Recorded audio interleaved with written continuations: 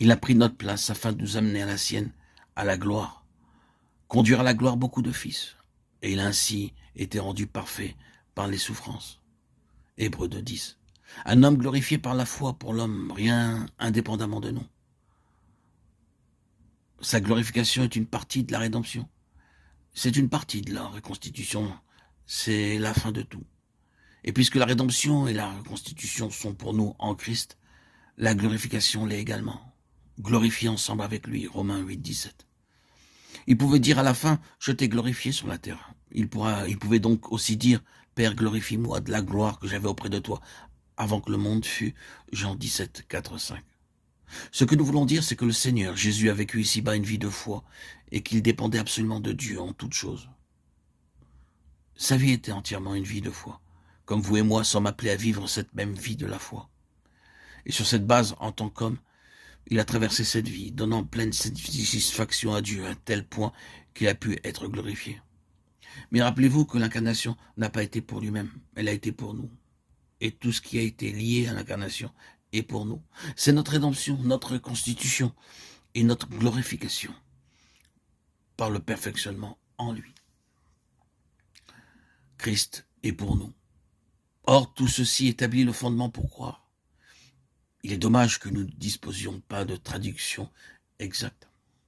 Croyant dans, étant à l'intérieur ou sur une nouvelle base, le Seigneur Jésus. Cela signifie en réalité qu'il y a dans la foi véritable quelque chose qui le place en quelque sorte au-dedans de nous-mêmes et nous-mêmes en lui. Comprenez bien, je ne parle pas de déité, je parle du Fils de l'homme. Il y a quelque chose d'une signification spirituelle profonde dans cette parole de la table du Seigneur, mon corps qui est pour vous. Mettons de côté les idées fausses et extrêmes associées à la transsubstantiation et tout le reste derrière cette phrase. Il reste quelque chose que cette dispensation doit reconnaître, jusqu'à ce qu'il revienne. Il y a derrière cela ce principe, l'appropriation du Seigneur Jésus, celle de la foi qui rend ce qu'il est réel en nous.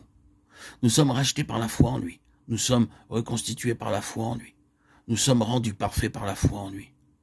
Nous sommes glorifiés par la foi en lui. Mais cela n'est pas simplement objectif. C'est une question de prise de position sur laquelle tout ce qui est vrai de lui pour nous. Combien il est impossible d'expliquer cela. Mais vous et moi devons apprendre ce que signifie réellement prendre notre position dans la foi, sur le terrain de ce qu'est Jésus-Christ. Car il se produit alors quelque chose. Nos difficultés naissent du fait que nous nous maintenons sur le terrain de ce que nous sommes, ou sur des apparences ou des arguments, quelque chose d'objectif au lieu de prendre notre position sur le terrain du Fils de Dieu incarné. Non seulement pour accomplir ma rédemption, mais pour être lui-même ma rédemption. Et par la foi en lui, il y a rédemption. Il est venu pour être ma reconstitution. Et par la foi en lui, par l'action du Saint-Esprit, quelque chose se produit. Et je suis reconstitué.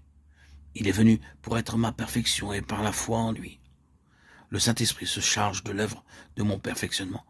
Il est venu pour être ma glorification et la foi donne au Saint-Esprit son terrain nécessaire, essentiel, indispensable pour nous amener également à la gloire de Christ afin d'être glorifiés ensemble avec lui. À moins de croire et de croire dans le Seigneur Jésus, le Saint-Esprit se tient à l'écart. Vous pouvez peut-être vous tromper vous-même, mais vous ne sauriez tromper le Saint-Esprit. Vous ne pouvez avoir un pied sur un terrain et l'autre sur un autre terrain. Si vous avez un pied sur ce que vous êtes et l'autre pied selon votre idée sur ce que Christ est, vous êtes une personne divisée. Le Saint-Esprit ne s'engage pas. Il se tient en retrait et attend. Il dit, place tes deux pieds sur Christ et alors, je me mettrai à faire quelque chose.